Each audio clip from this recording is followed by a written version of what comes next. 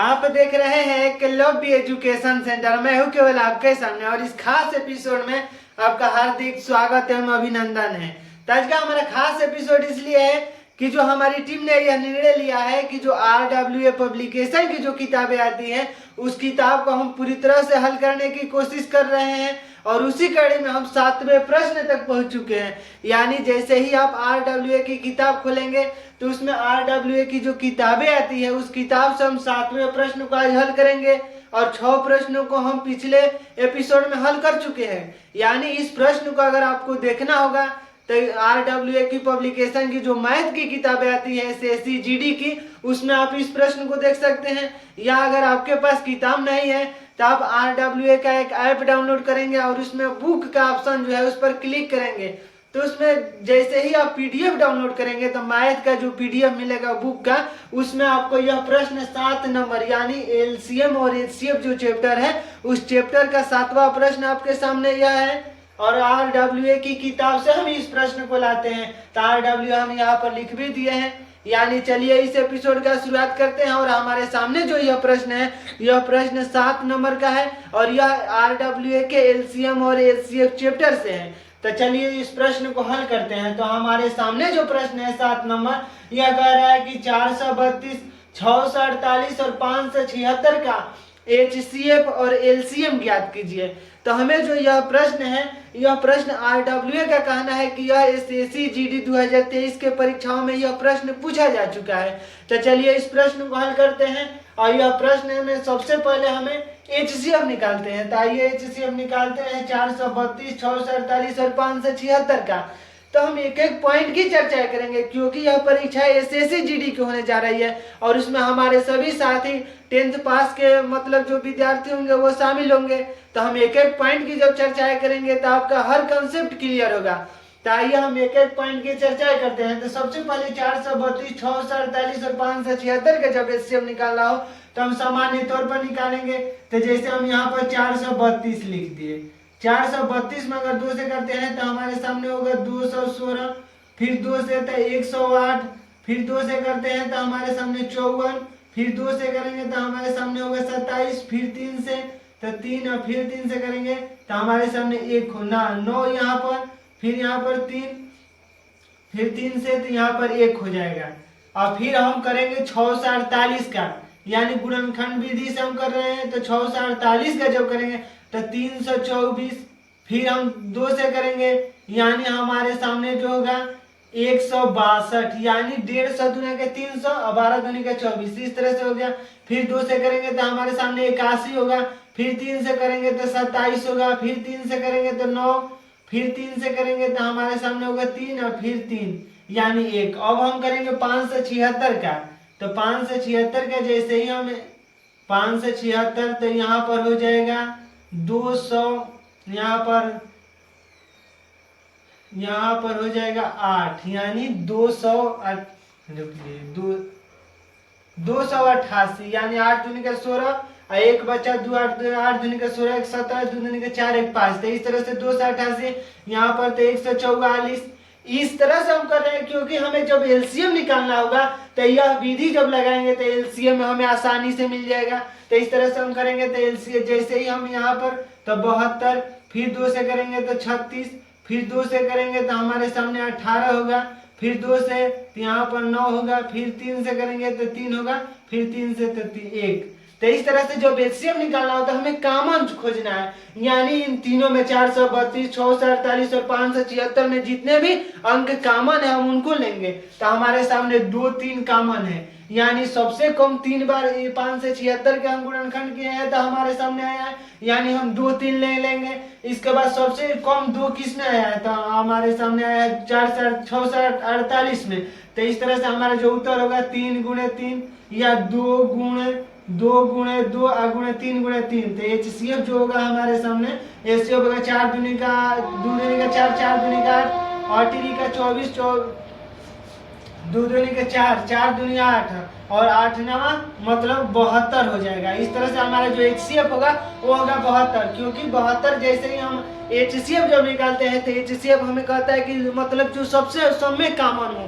तो सब में कॉमन 3 2 बार कॉमन है, यानी 3 2 बार इसमें भी है इसमें भी है। अब 2 को हम जो खोजेंगे कि 2 कितनी सबसे कम बार कितने में आया है, तो यानी 3 2 3 बार आया है, तो इसलिए 2 दूनी का 4 4 दूनी का 8 8 का मतलब इस तरह से 8 9 72 हम कर दे रहे हैं। इसके बाद जब हम एलसीएम निकालेंगे यानी एचसीएफ हम निकाल चुके हैं, इस प्रश्न का एचसीएफ होगा 72।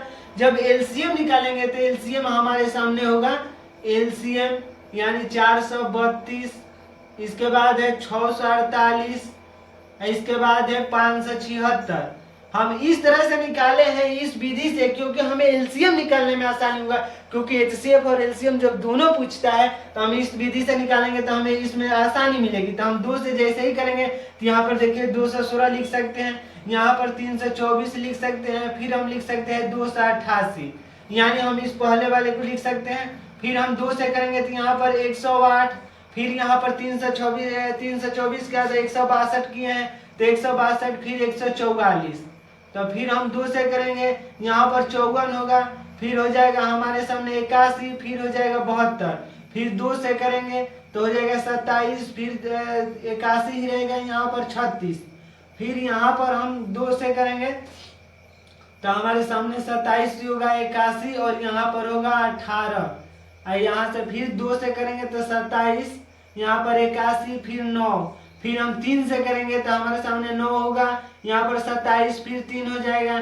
फिर हम 3 से करेंगे तो यहाँ पर 3, यहाँ पर 9, यहाँ पर 1, फिर यहाँ पर 3 से तो 1 3 1, यानी 3 से करेंगे तो हमारे सामने 1 1, यानी जो हमारा एलसीएम होगा वो एलसीएम होगा 2 दूनी का 4 4 दूनी का 8 8 दूनी का 16 16 दूनी का 32 32 दूनी का 64, यानी 64 गुणे हमें करना है 3 दिन 3 का 9 9 3 27 और 27 दिया 81, यानी 64 गुणे 81 करना है हमें।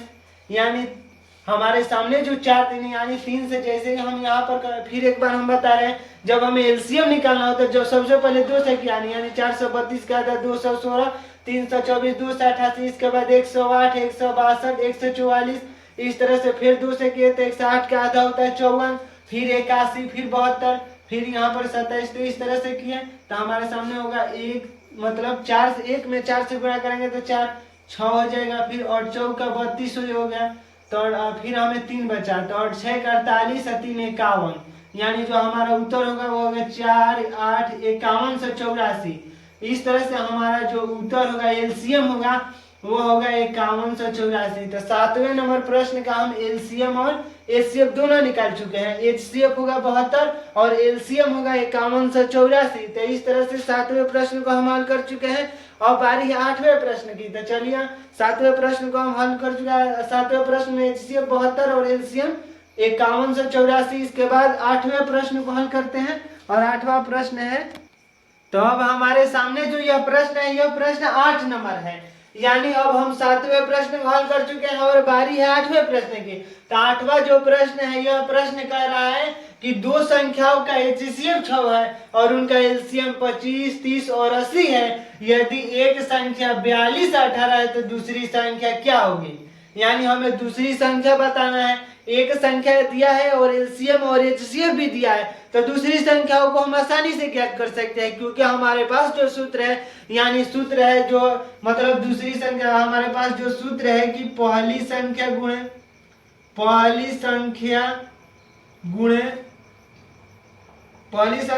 दूसरी संख्या बराबर होता है एलसीएम और गुणे एचसीएफ का। यानी आप सभी जानते होंगे कि एचसीएफ और एलसीएम और एचसीएफ का गुणा जो होता है वो बराबर होता है पहली संख्या गुणे दूसरी संख्या। यानी हमारे सामने जब दो संख्याएं हैं और दो संख्याओं का जो गुणा का रिजल्ट होगा वो इक्वल होगा एलसीएम और एचसीएफ के रिजल्ट का। तो इस तरह से जो 8वां प्रश्न है इसी पर हम हल कर सकते हैं। हमारे सामने पहली संख्या जो है, पहली संख्या हमारे पास है 42 से 18, तो 42 से 18 लिख दिए। मान लीजिए हम दूसरी संख्या को मान लिए x है, यानी हमारे सामने जो पहली संख्या 42 से 18 है और दूसरी संख्या को मान लिए कि वह x है, तो अब हमारे सामने एलसीएम और एचसीएफ भी मालूम है। यानी एलसीएम है हमारे 25 30 और 80 और गुणा एचसीएफ है 6। तो इस तरह से बहुत ही आसान क्वेश्चन है। यह 2023 के जो एसएससी जीडी का जो पेपर हुआ था उसमें यह प्रश्न आया था। तो चलिए इस प्रश्न में हम मान लिए पहली संख्या हमारे पास है 42 18, दूसरी संख्या को x माने, इसके बाद हमें एलसीएम मालूम है और एचसीएफ भी मालूम है, तो हम दूसरी संख्या को निकाल सकते हैं। x बराबर हो जाएगा 25 30 और 80 गुणे 6 बाटा हो जाएगा 42 18, यानी 42 18 हम आसानी से लिख सकते हैं क्योंकि यह गुणा में है और जैसे ही उधर जाएगा यह भागा में चला जाएगा। तो इस तरह से हम कर दिए बच्चे, मतलब x की वैल्यू आसानी से निकाल सकते हैं। जैसे ही हम इसको 6 से कटेंगे तो 7 6 42 और 6 3 18 यानी 703, यानी जब 6 से कटे x की वैल्यू निकालना है, ये x दूसरी संख्या है, यानी पहली संख्या 42 18 है, हम मान लिए कि दूसरी संख्या अगर x है, अगर एलसीएम और एचसीएफ दिया है तो हम आसानी से x की वैल्यू निकाल सकते हैं। 703 आया। अब हम करेंगे 25 30 और 80 में हमें 730 से 703 से भाग देना है, यानी हम कर देंगे 70 का 21, यानी जैसे ही हम करेंगे यहाँ पर भी हम कर दे रहे हैं इसको भाग, अगर 70 का 21 कर दे रहे हैं तो इस तरह से भी कर सकते हैं, और 400 मतलब 4 से 21 हो सकता है, यानी जैसे हम करेंगे 25 30 और 80 में 703 से भाग, तो यहाँ पर 70 का 21 होगा यानी 2109, यानी हमारे सामने हो गए यहाँ पर 1 यहाँ पर 2 यहाँ पर 4 से 21 हुआ, यानी 4 से 21, फिर हम 8 निकाले यहाँ पर आएगा, तो 8 आएगा तो 42 18 ही हुआ, यानी यह 6 बार में जाएगा। 703 को जब 6 बार में करेंगे तो यह 42 18 हो जाएगा। इस तरह से पूरी तरह से कट गया और यहाँ पर 0 बच जा रहा है तो हम 0 लिख देंगे, यानी जो x की वैल्यू होगी वो होगी 360। तो हम आसानी से इस प्रश्न को हल कर चुके हैं। इसमें मतलब सबसे महत्वपूर्ण है इसका सूत्र जानना, यानी अगर फॉर्मूले को जानते हैं तो हम इस प्रश्न को आसानी से कर सकते हैं, क्योंकि पहली संख्या मालूम है, दूसरी संख्या हम मान लिए x है, और हमें मालूम है कि पहली संख्या गुणे दूसरी संख्या बराबर होती है एलसीएम और एचसीएफ का। तो इस तरह से हम x की वैल्यू निकाले और x होगा 360, यानी दूसरी संख्या जो होगी दूसरी संख्या बराबर होंगी 360 का। तो इस तरह से जो हमारा उत्तर हो गया 360 और 360 हम कर दिए हैं। x की वैल्यू, x मतलब दूसरी संख्या हम यहाँ पर माने हैं। तो इस तरह से 8वें प्रश्न को हल कर चुके हैं, और 8वें प्रश्न का जो उत्तर होगा वो उत्तर होगा 360। अब अगली बारी हमारे प्रश्न करने का 9 नंबर प्रश्न करेंगे। अब हमारे सामने जो यह प्रश्न है, यह प्रश्न 9 नंबर है, यानी हम इस एपिसोड में 7 नंबर प्रश्न को हल कर चुके हैं और 8 नंबर प्रश्न को भी हल कर चुके हैं, और बारी है 9वें नंबर प्रश्न की। और यह सभी प्रश्नों को आप RWA के किताब में देख सकते हैं, यानी RWA पब्लिकेशन की जो मैथ की किताबें आती है SSC GD की, उसमें आप इस सभी प्रश्नों को देख सकते हैं। और यह एलसीएम और एचसीएफ चैप्टर का 9 नंबर प्रश्न है। तो चलिए इस 9 नंबर प्रश्न को हल करते हैं। और यह प्रश्न कह रहा है कि दो संख्याएं, यानी दो संख्याएं 2 संबंध यानी 2:3 के अनुपात में है, यानी दो संख्याएं जो 2:3 के अनुपात में है, तो उनके एचसीएफ और एलसीएम क्रमशः 21 और 126 है। यानी दो संख्याओं का हमें अनुपात दिया है और एलसीएम और एचसीएफ दिया है, और पूछ रहा है हमसे दो संख्याओं में कितना अंतर है। यानी जब हमें दे दिया है अनुपात और एलसीएम और एचसीएफ भी दिया है, तो हमें अंतर पूछ रहा है कि जो अनुपात है इन संख्याओं के, आखिर दो संख्याएं जो है अनुपात 2 संबंध 2:3 है, तो इनका अंतर हमें बताना है। यानी हम जानते हैं अगर दो संख्याओं के अंतर हमें मालूम है, मतलब दो संख्याओं का अनुपात मालूम है, अंतर हमें निकालना है, तो हम जानते हैं कि दो संख्याओं के अनुपात में अगर अंतर से गुणा कर देते हैं तो बराबर हो जाता है एलसीएम और एचसीएफ के गुणा का। यानी हम आसानी से इस प्रश्न को हल कर चुके हैं, कर सकते हैं। हमारे सामने दो संख्याओं का जब अनुपात दिया है, दो संख्याओं का अनुपात हमारे सामने है, दो संख्याओं का अनुपात, यानी जब दो संख्याओं का अनुपात है हमारे सामने बराबर है 2:3, यानी दो संख्याओं का अनुपात अगर 2:3 है, मान लीजिए दो संख्याओं में हम अंतर, मतलब दो संख्या नहीं लिख रहे हैं, यहाँ पर हम अंतर लिख रहे हैं। दो संख्याओं का जो अंतर है, यह अंतर है यहाँ पर x का। मान लीजिए जो अंतर है, अगर अनुपात 2:3 है, अब मान लीजिए अंतर अगर x है, मतलब अंतर अगर x है, तो हमें एलसीएम भी दिया है, एलसीएम दिया है हमारे सामने 126, और एचसीएफ दिया है हमारे सामने दिया है 21, यानी हमारा जो इस प्रश्न में दिया है एलसीएम एचसीएफ, यानी एचसीएफ और एलसीएम क्रमशः है, यानी एचसीएफ यह है और एलसीएम यह है। यानी क्रमशः का मतलब होता है जो यहाँ पर पहले लिखा रहेगा, जो वैल्यू दिया रहेगा वही पहला होगा। यानी एचसीएफ 21 और एलसीएम जब 126 है, मान लिया दो संख्याओं का जब अनुपात 2:3 है, मान लिया अंतर x होगा, यानी दो संख्याओं के जब अंतर में अनुपात में जब अंतर से गुणा कर देते हैं तो एलसीएम और एचसीएफ के बराबर हो जाता है। तो चलिए हम करते हैं, अगर 2 गुणे यानी 2 गुणे 3, अगर मान लीजिए हम ऐसे करते हैं तो 2x गुणे 3x, यानी जो दो संख्याओं का अंतर है, यानी हम इस तरह से कर सकते हैं एलसीएम गुणे एचसीएफ, यानी एलसीएम गुणे एचसीएफ कर सकते हैं। यहाँ पर हो जाएगा 6x², क्योंकि यहाँ पर भी x है और यहाँ पर 3 दूनी 6 और x इंटू x करेंगे तो x²। इस तरह से एलसीएम इंटू एचसीएफ हो जाएगा तो 21 गुणे 126। इस तरह से हमारा जो x² होगा यानी 21 गुणे 126/6। तो इस तरह से जब 3 से कटाएंगे तो 7 हो जाएगा, यहाँ पर 2, यहाँ पर फिर हम 2 से कटा देंगे तो यहाँ पर हो जाएगा हमारा x² हो जाएगा 7 गुणे, यहाँ पर 126 का आधा होता है 63, यानी जैसे ही हम 63 यानी हम 3 से कटाएं तो 3 दूनी का 6 और 17 का 21। यहाँ से आप समझ पा रहे होंगे, यहाँ से फिर 2 से हम कटा दिए 126, 60 दूनी का 120 है, 63 दूनी का 126 हो जाएगा। इस तरह से हमारा जो होगा 17 का 21, 2 बचेगा, 7 42 2 44, यानी 421। तो x बराबर हो जाएगा हमारा, x बराबर यानी 4 से 41 21 का वर्ग होता है। हम यहाँ पर कर सकते हैं 21 गुणे 21 करेंगे तो 1 2 फिर 2 फिर 2 दूनी का 4, यानी 4 से 41 हमारा आ गया। तो इस तरह से हम इसका वर्ग होता है, यानी 21 का वर्ग होता है 444। तो x की जो वैल्यू होगी वो होगी 21। हम एक बार पुनः बता रहे हैं कि यह प्रश्न बहुत ही आसान है, इसलिए कि जब दो संख्याओं का हमें अनुपात भी मालूम है, मान लिया इन दो संख्याओं में अंतर है x, अगर हम दो संख्याओं में अंतर को x माने, हमारे सामने एलसीएम और एचसीएफ भी दिया है, तो हम जानते हैं कि दो संख्याओं के मतलब दो संख्याओं के अनुपात में जब दो संख्याओं के अंतर से गुणा करते हैं, मान लीजिए दो संख्याओं का अनुपात अगर 2:3 है, अगर हम मान लीजिए अंतर x मान लिए हैं तो x मान लिए हैं यानी 2x गुणे 3x। दो संख्याओं के अनुपात में जब अंतर से गुणा करते हैं तो हमारे सामने होगा एलसीएम गुणे एचसीएफ। तो 2 मतलब 2 में भी x से गुणा किया और 3 में भी x से, तो इस तरह से 6x² यानी 2 दिया है 6 और x इंटू x करेंगे तो 6x²। तो इस तरह से जब हमें x² निकालना होगा तो 21 गुणे 126/6, यहाँ पर हम 3 से कटा दिए तो 17 का 21, 3 दूनी का 6।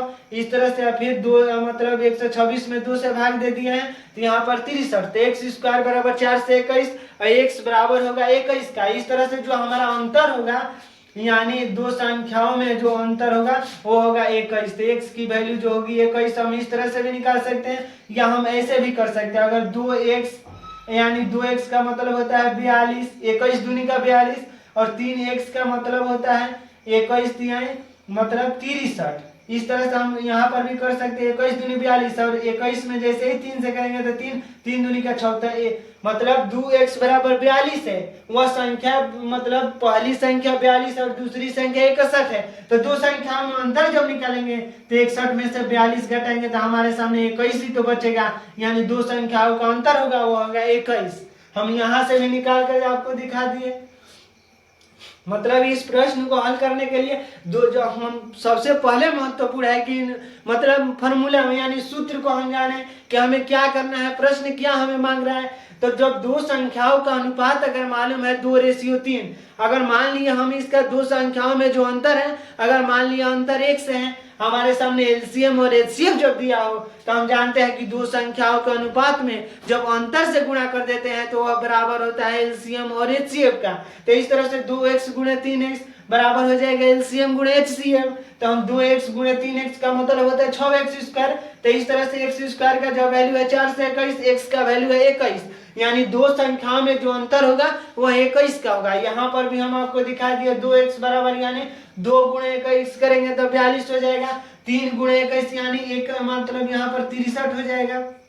3 गुणे का 21 का मतलब होता है यानी यहाँ पर हो जाएगा 63, यानी 21 गुणे 3 हमें करना है, तो 21 गुणे 3 ऐसे ही करेंगे, तो 3 को मैं 3 3 दूनी का 6, तो 21 गुणे 3 का मतलब होता है 63, और 63 में जो 42 घटाएंगे तो हमारा जो उत्तर होगा 21, यानी जो एक दो संख्याओं में जो अंतर होगा वो होगा 21। तो इस तरह से हम 9 नंबर प्रश्न को हल कर चुके हैं।